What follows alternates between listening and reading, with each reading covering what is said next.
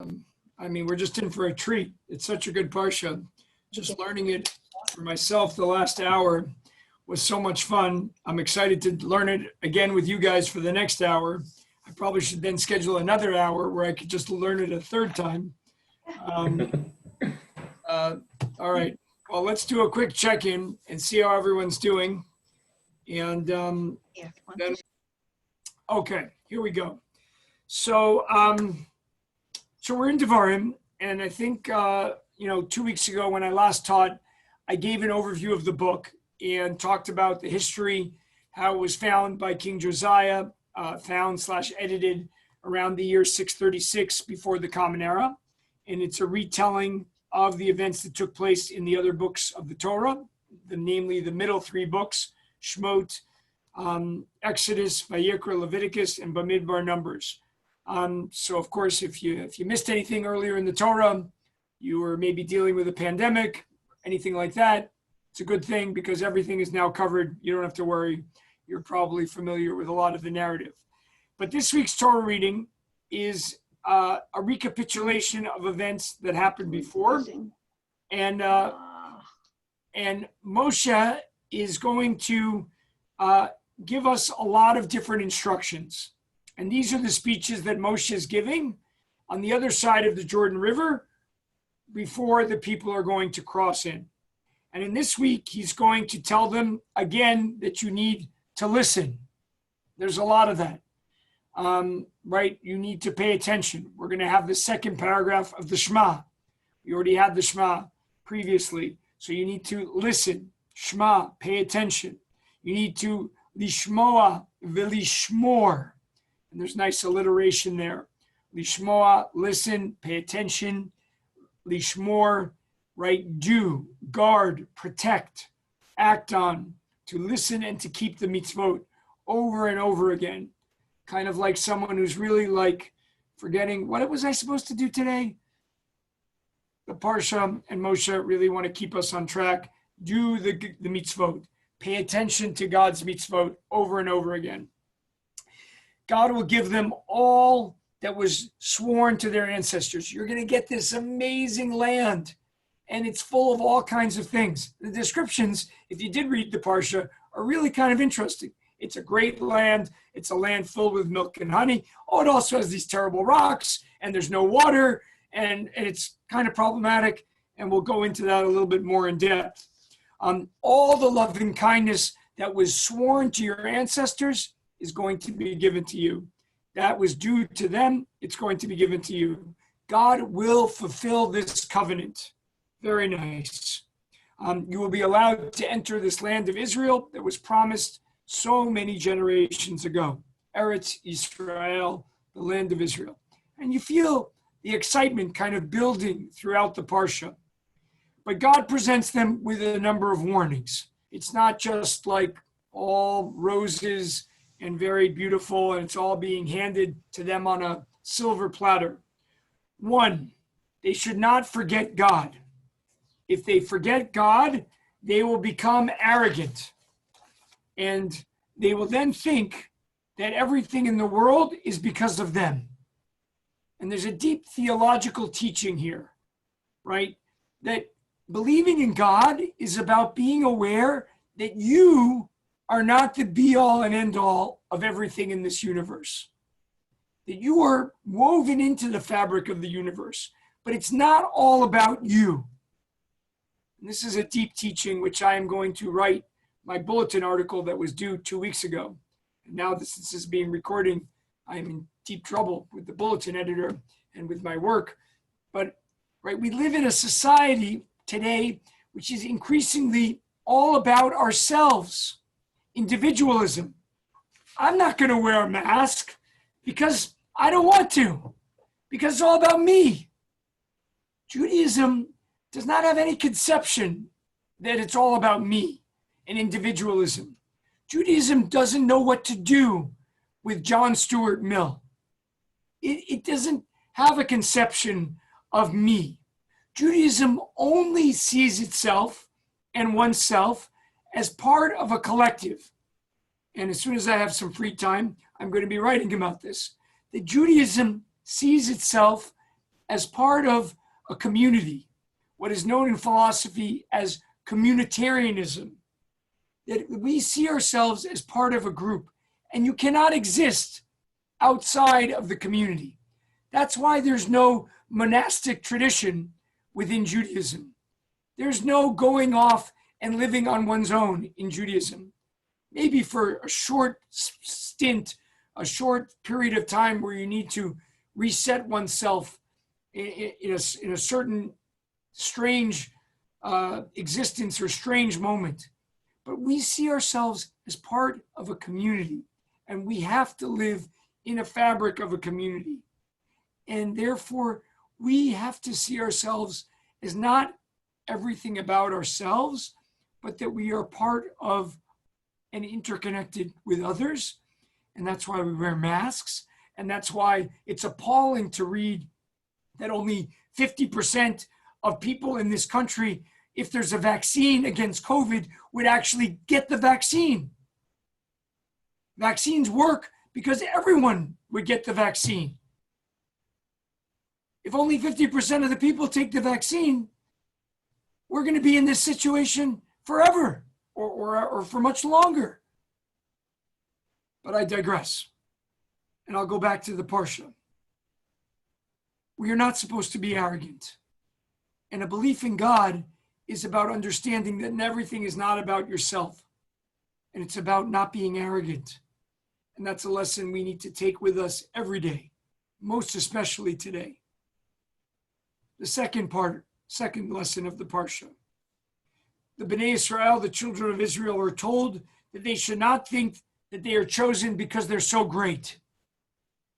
Don't think that you're such hot stuff, although it is kind of hot in Philadelphia, given that Barbara's enjoying temperatures in the 80s and Bob's schwitzing in the Ekev. Don't think that you're such hot stuff. As the Hebrew says, and it's a great term, and it's why I always stress, learn Hebrew. If there's one thing you're going to learn, it's learn Hebrew, because it's such a rich, descriptive, textured, nuanced language. The term in the Parsha is Am Kashei Oref. What is Am? A nation. Kasheh, hard. Oref, reach behind your neck. Come on, you can do it. Feel this skin here. What do you feel? This is skin that needs some work. Maybe you need a massage. Guess what? It's not safe to get a massage, so you can't get a massage. So maybe give yourself a little massage right now. You feel this? This is your stiff-necked. What are we all? We are a stiff-necked people. Hebrew is such a great descriptive language. We are an Am Kashei Oref.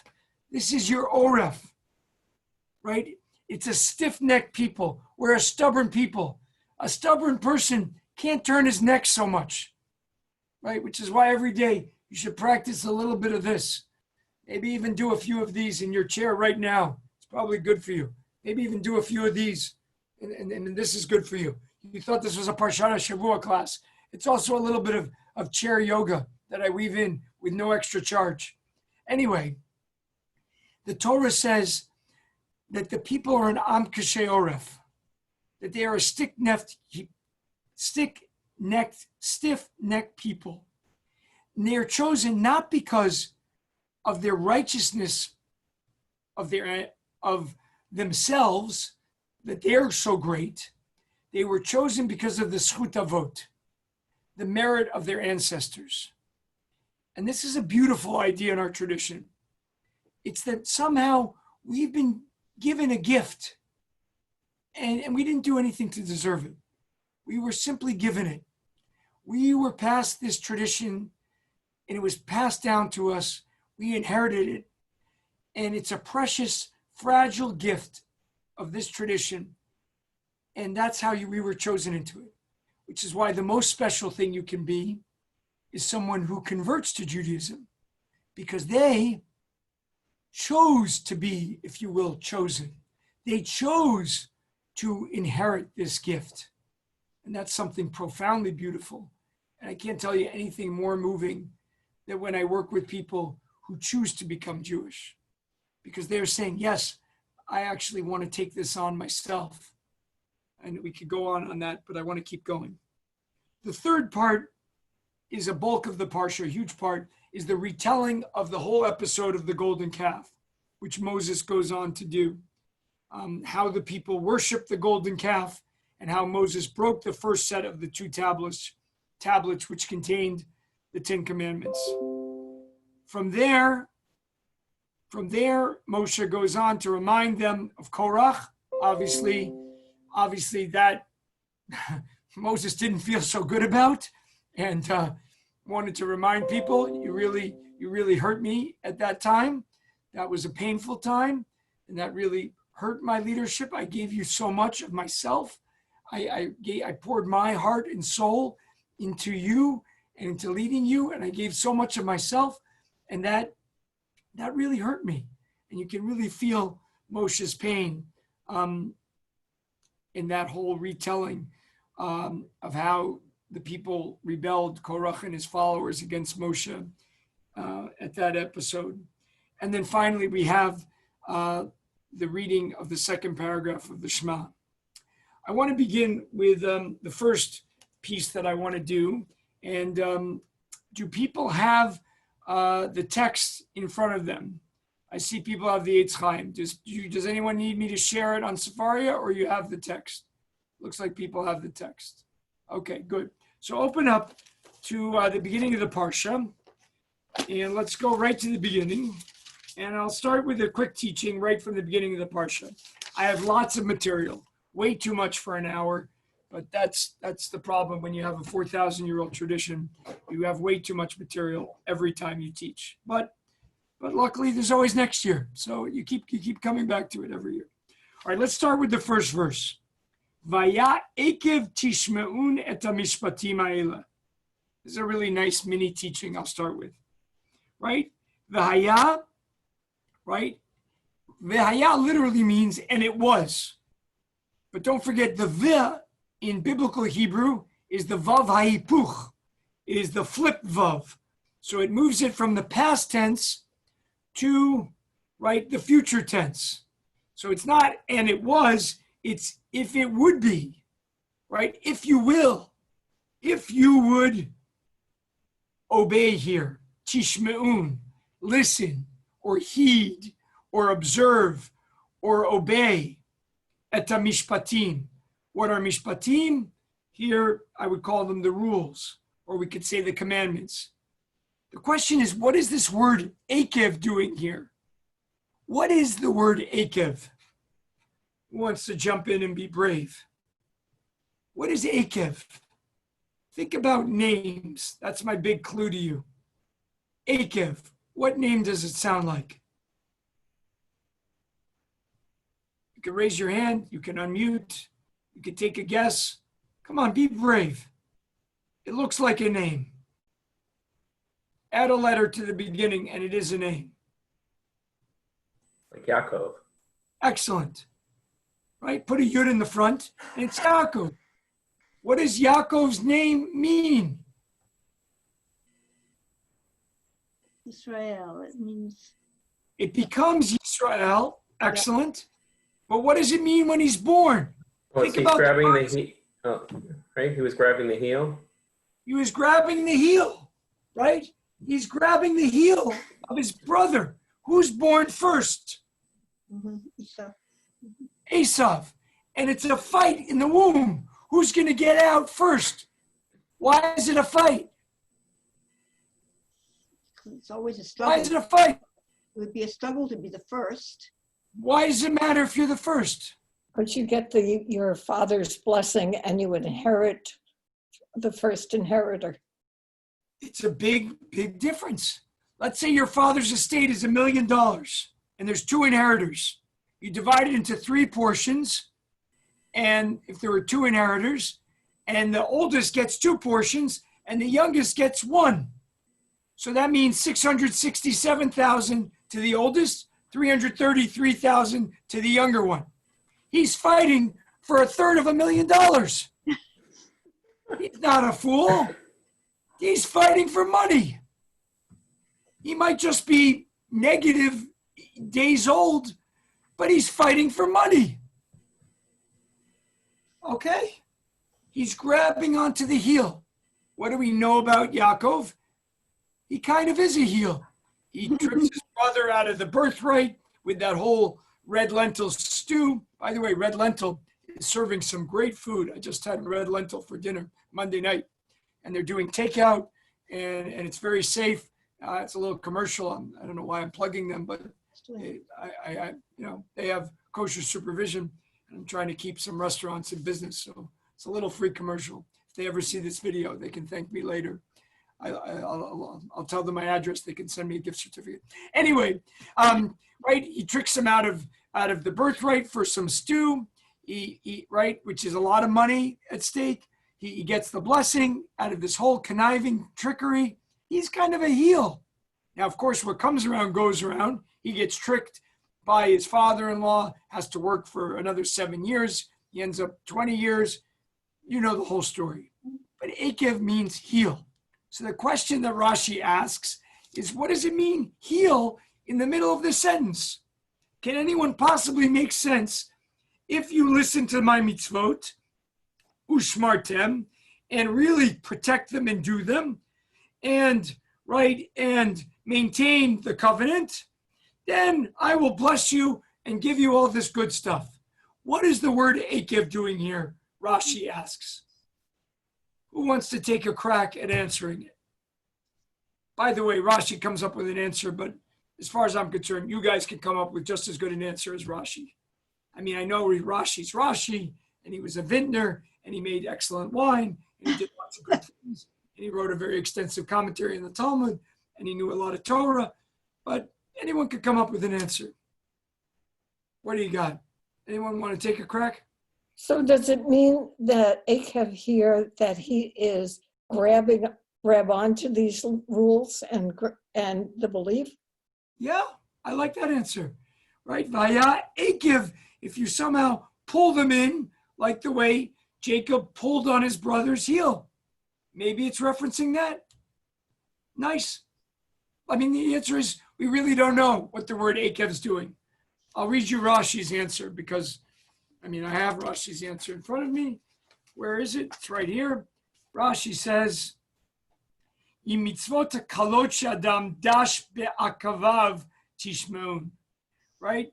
Rashi says, right, if you listen to the lighter commandments that you can kind of tread upon on your heel, right? If you do those, right? If you pay attention to those, even those, right? Meaning a lot of people just pay attention to the big stuff, don't murder, the big ones.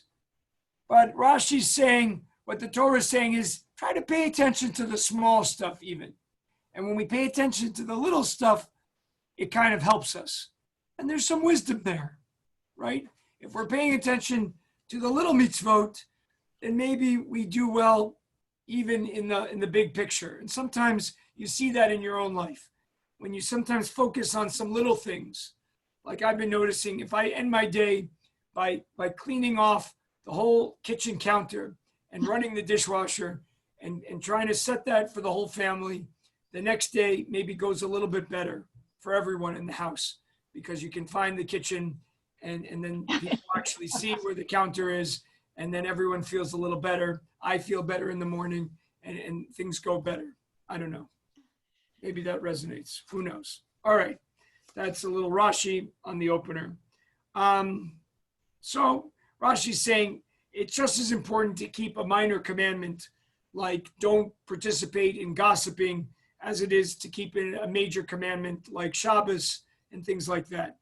And maybe that's a good teaching for the summertime, especially in the middle of a pandemic, right? Pay attention to some little things. We could perform some little resets right now in our lives. And hopefully those, when we come back from the summer, from the pandemic, who knows when that is, we will hopefully have ourselves in good stead and things like that. All right, that's a little introduction. I'm going to pause the recording in Could you give us the reference in the Yeah. text? chapter 8, verse 8. Oh, okay. Okay, chapter 8, verse 8. We're now describing the land, and Mhm. there's lots of descriptions of the land. You're familiar with the most famous one. Eretz avat chalav chalav udvash. Eretz avat chalav We always like to mix a little singing, a little dancing. We already did the chair yoga. This is a very multidisciplinary experience. So this is a little different descriptor, and I want us to look at the description. Eretz chita useora v'gefen ute'ena v'rimon eretz zait shemen udvash. So there's an overlap with the description that you know that I just sang in the funky song, but this is a bigger description, and I actually like this description much better, and I'll tell you why. But first, let's translate it. Well, I'll actually go back to verse 7 so you get the whole context. For Adonai your God is bringing you to a good land, a land with streams and springs and fountains, issuing both from plains and hills. And obviously, that's very important. They were not aware thousands of years ago that Israel would become the #1 land in country in the world in water reclamation, and that they would actually be taking water from the Mediterranean and desalinating it, and basically has unlimited water, and teaching the rest of the planet how to do that. And then even the water it uses, reusing the water for agriculture and doing all kinds of amazing things.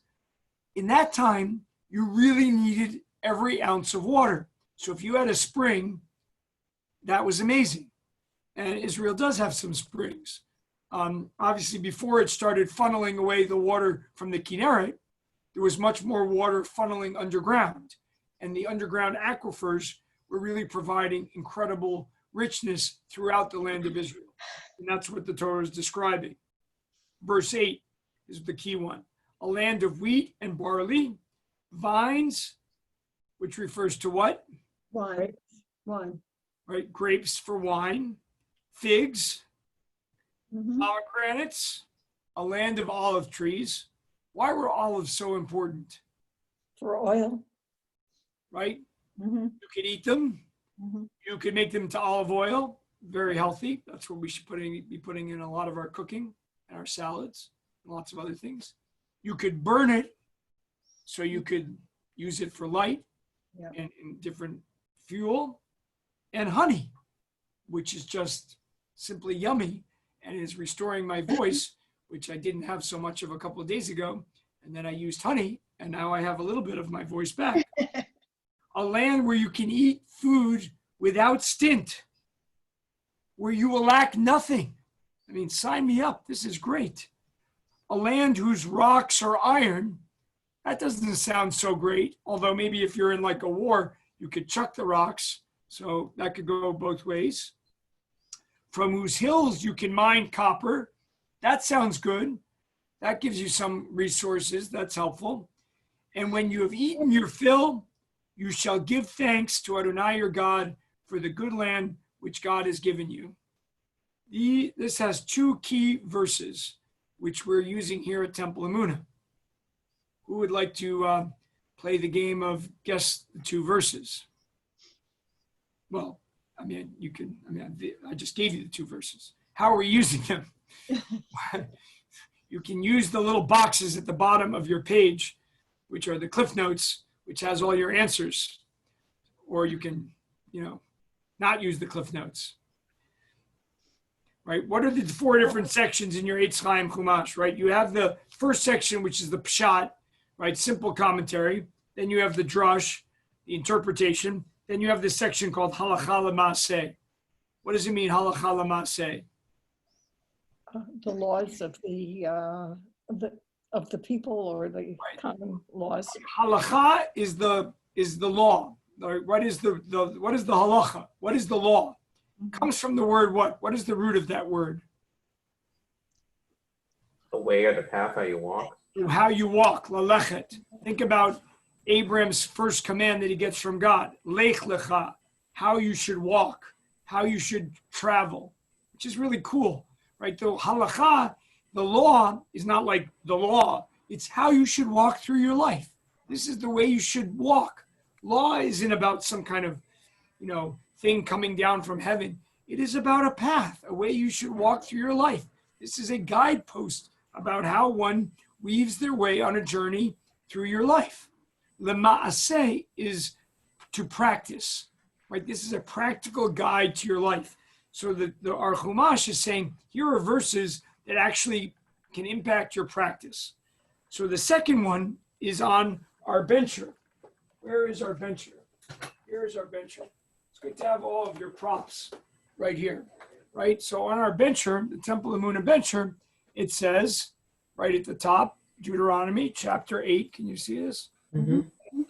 Or I should use screen share or something. It was really talented. Chapter 8, verse 10. When you eat and you are satisfied, you shall then give thanks to Adonai your God for the good land that Adonai has given you. Now, obviously, the original intent was the land of Israel, because that's where we were living. And that's where we were getting our food. Today, hopefully, we're getting from local farm shares. We share one with another family. We get it every Thursday, and it's delicious. And so we're getting it from this land. But after you eat, you should stop and appreciate that we have what to eat. That's important. And we should give thanks to the people who made the food and who picked the crops and who drove the truck and who picked up the garbage and made it all happen. And even to the people, the parents who worked hard and took the job to earn the money to pay the food.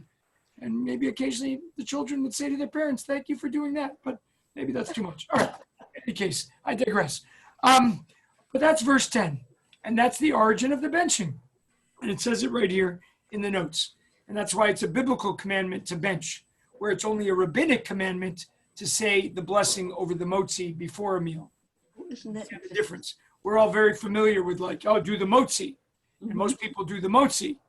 But that is kind of like a lower level tradition, whereas benching and giving gratitude after the meal is considered a biblical commandment, which is interesting, right?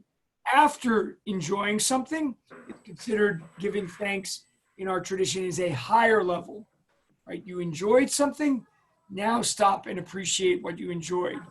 It's considered in our tradition, for whatever reason, a higher level. All right, we got some things in the chat, so let's jump into that. And I didn't do verse 8, so I got to come back to that. Whose rocks are iron? Is that to say that tilling land will be difficult, or among the positive attributes, the positive how? Maybe indicates it's available for making tools. Positive, interesting thought. I would have thought next part that you could indicate tool making. So could it be both? What do we think? I don't know. It was the Iron Age, that's right, that originally. So that's why I was thinking tools for that. So I mean, I've worked the land in Israel, and it is a hard land to clear. Yeah. It is very rocky soil, not exactly like that. Our soil in this neighborhood, at least from my experience, is an easy soil to clear. So maybe it's kind of similar. It's just that the rest of the verse is all. I mean, the whole beginning of the pasuk so far is all positives. Yeah. Mhm. So to stick that in there, if it were, it's going to be hard, but it'll be worth it, just doesn't fit. Yeah. So I think it's overall that it's positive. You're going to use the rocks. What they used was to build those, and I'm forgetting the term, the kind of terraced, they would build these terraced. Step farming. Yeah. So they would have those levels on the hills, and they could plant on all the hills. So they used the rocks. They were beneficial to them. So I think it's a positive in their eyes. So that's clearly the dominant part. Although obviously it's work to lift up rocks. I think the rocks overall are smaller there.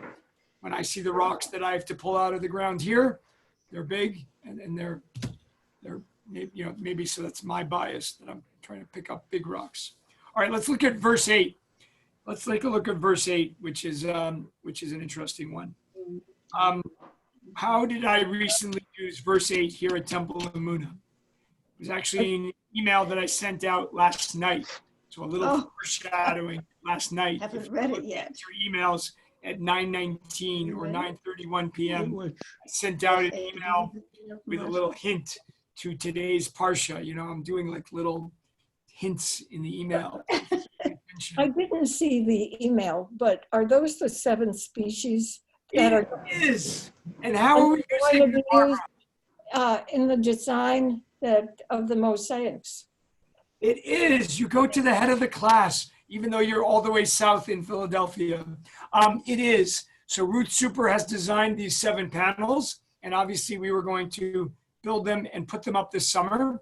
And we have a slight delay due to the pandemic.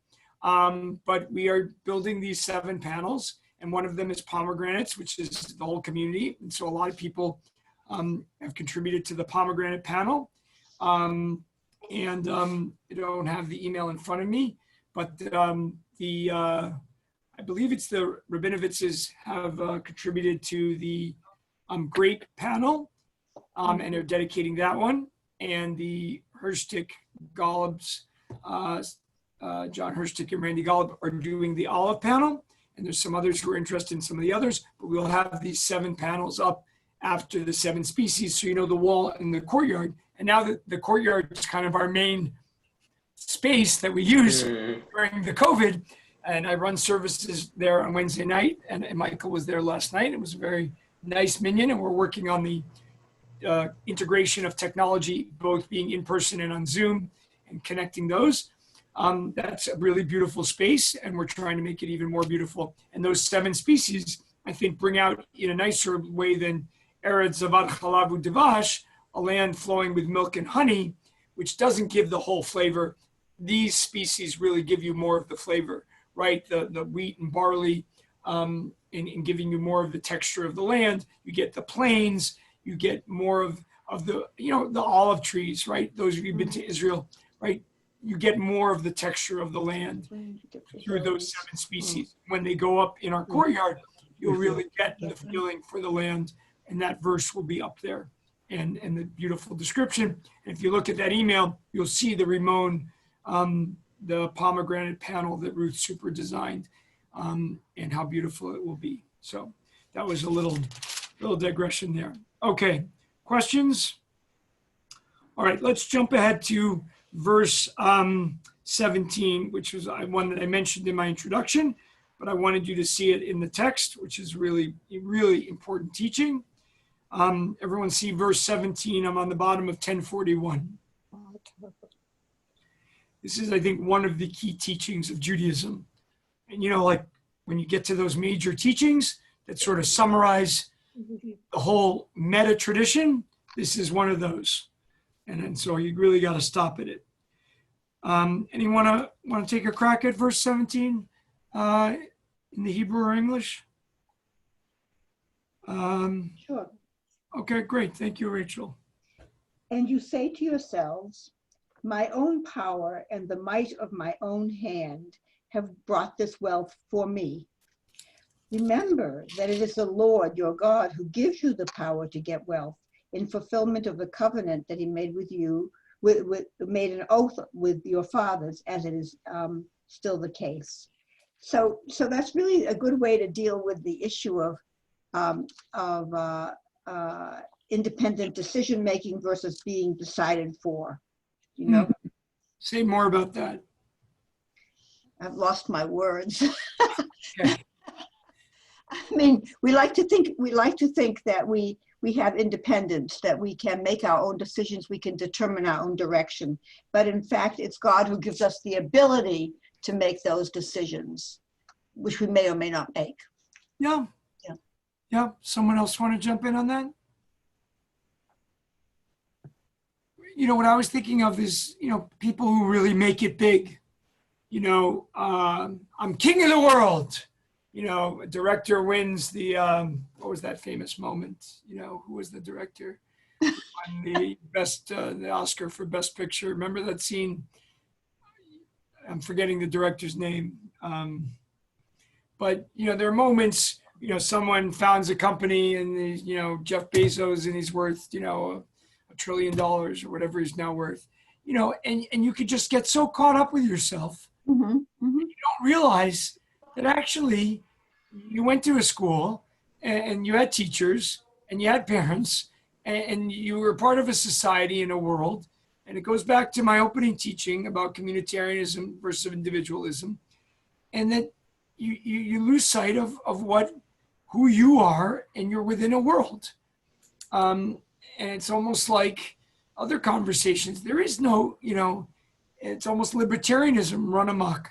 We are not the be all and end all of the world. That's the whole point of Shacharit every single morning, right?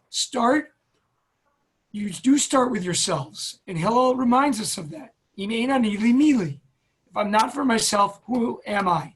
So protect yourself and be careful during this pandemic and take care of yourself and feed yourself. But if you think everything's about you, you are a dangerous person. And that is a scary way to be. And if you say, Kochi ve'otzem yadi asali, it's my strength and it's my power that does everything, you're a dangerous person.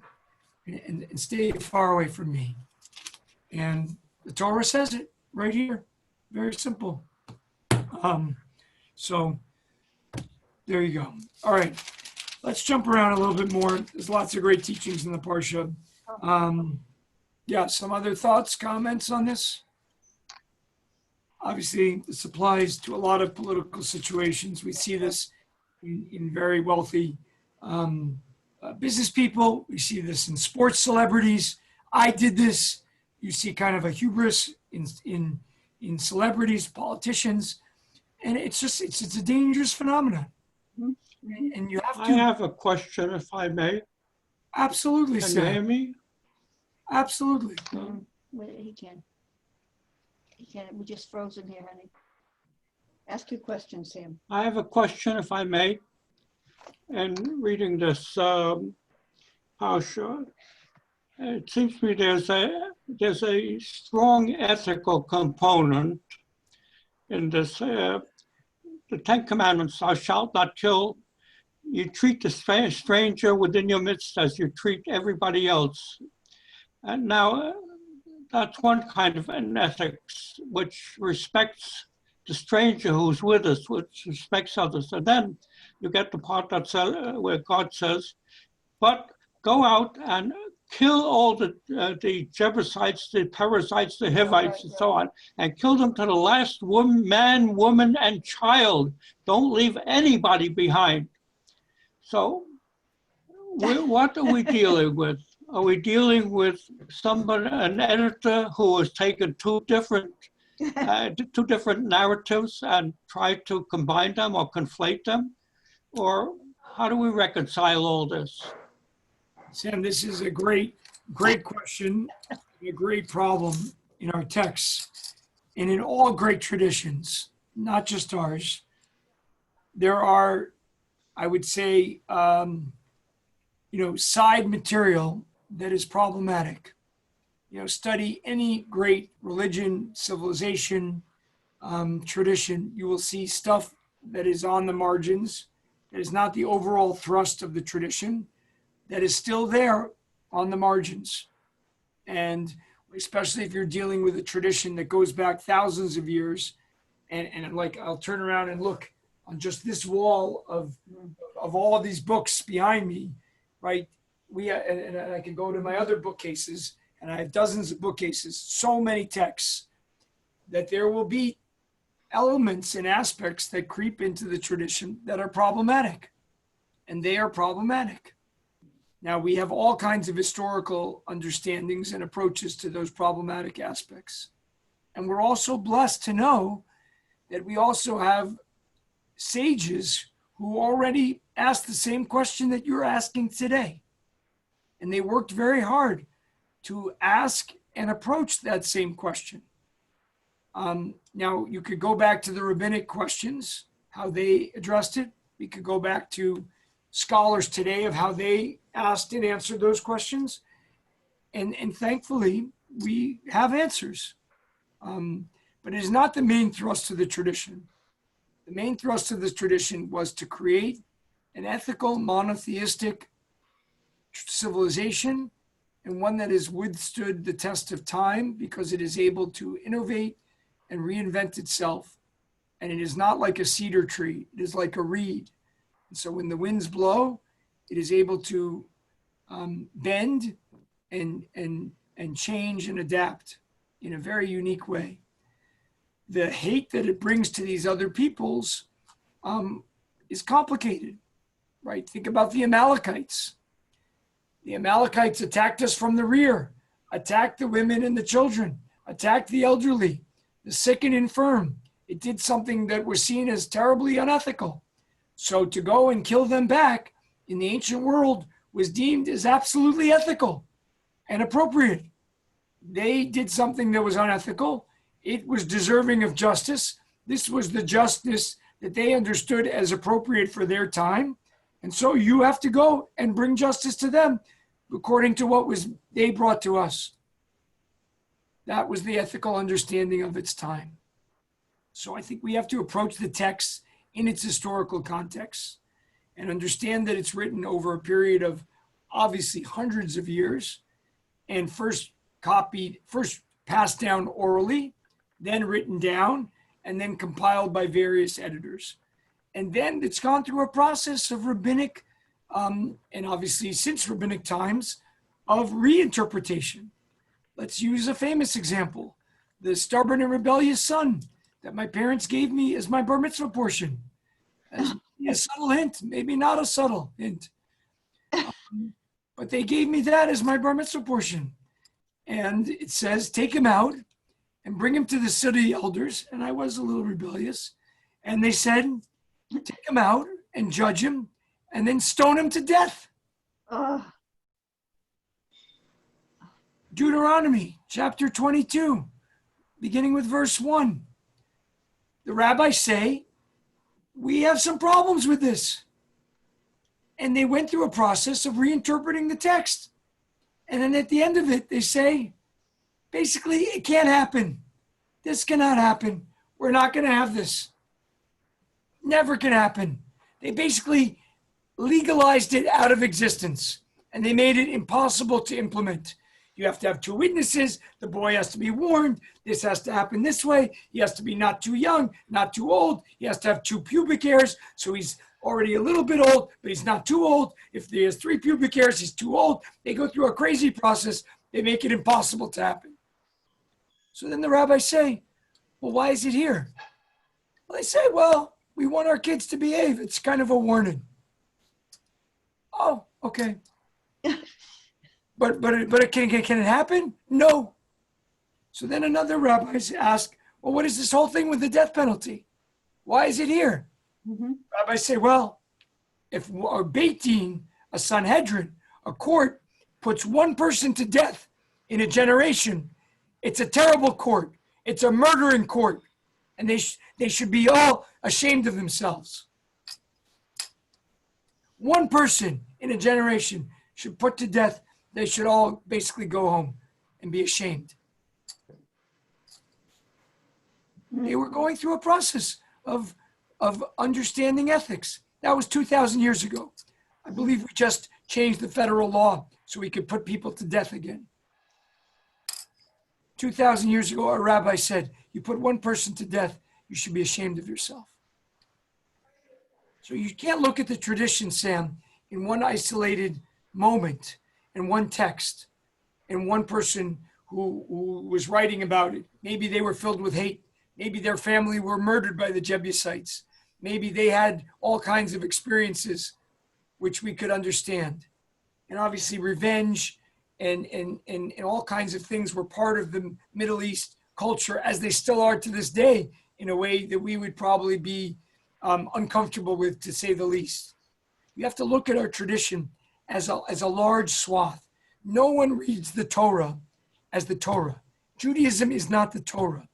Judaism is, as we say when we put the Torah back in the ark, in Eitz Chaim Hi. It is a living tradition. It is not this book, right? What does it say on the cover? Eitz Chaim. Tree of A life. living tradition.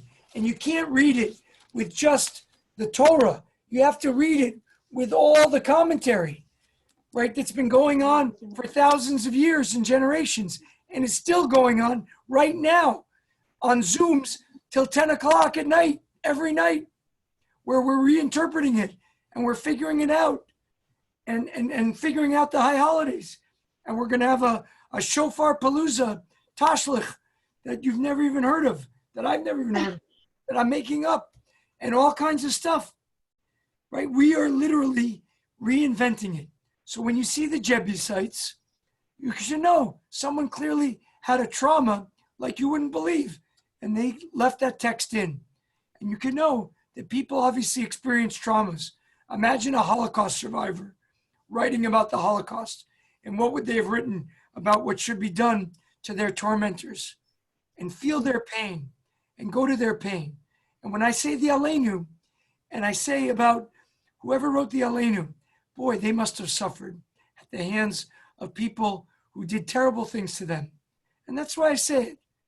And there are people in our shul who won't say it. And I have profound respect for them. And I say, that's fine. You don't need to say it. But I say it because I want to lift up the people in our tradition who for thousands of years suffered at the hands of lots of people who brought terrible suffering to our people. I don't want to bring any suffering to anyone else, and I will not go out and bring any suffering to anyone else. But I will hold on to their suffering, and I will remember their pain during the Aleinu. But I will not bring any suffering to the Jebusites today. But I'll read the verse, and I'll remember that someone once suffered by the Jebusites, and then I will let go of that suffering, and I will move on. Does that make sense? Mm-hmm. Yes. Okay. All right. I forgot what we were talking about. The 7 species. Oh, yeah. Yeah. What? We're going to build them, but probably next year. All right. So, well, let me end with a final note. I got to end with something good. What should we end with? Well, we'll end with the Shema, because the Parsha ends with the Shema, and that's a good place to end. The second paragraph of the Shema, chapter 11, where does it begin? It begins with verse, where is it? 1050.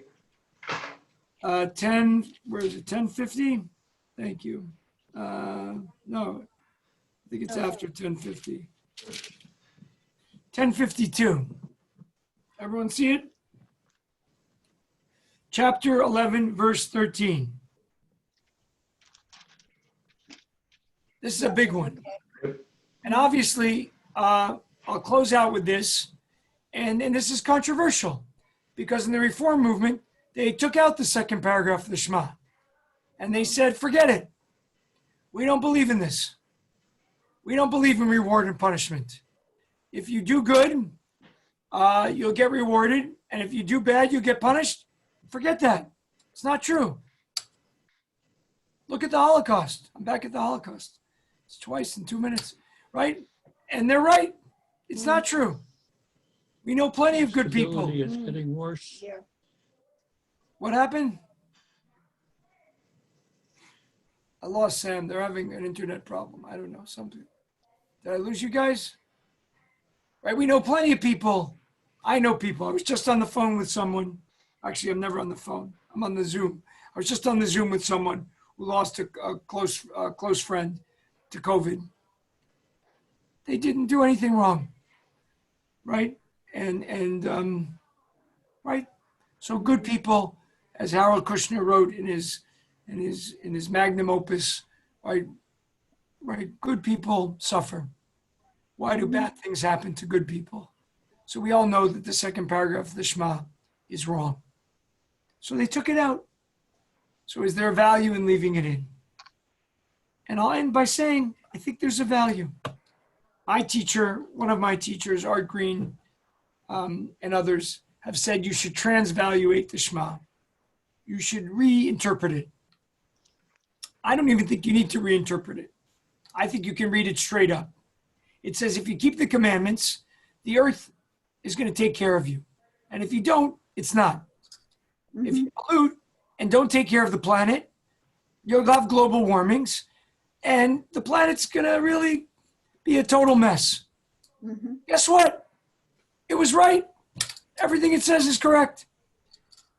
And turns out you don't even need to reinterpret it. But you can also transvaluate it and say, if you follow the commandments, you will live a rich and meaningful and rewarding life. And if you don't follow the commandments, I think your life will not be as rewarding. And that's what I see. I don't see you'll be blessed like piles of cash will flow down on your desk. You will live a meaningful life. The commandments are rewarded in themselves. Mhm. Going back to halacha, they teach you an ethical, spiritual, and meaningful path of how to live.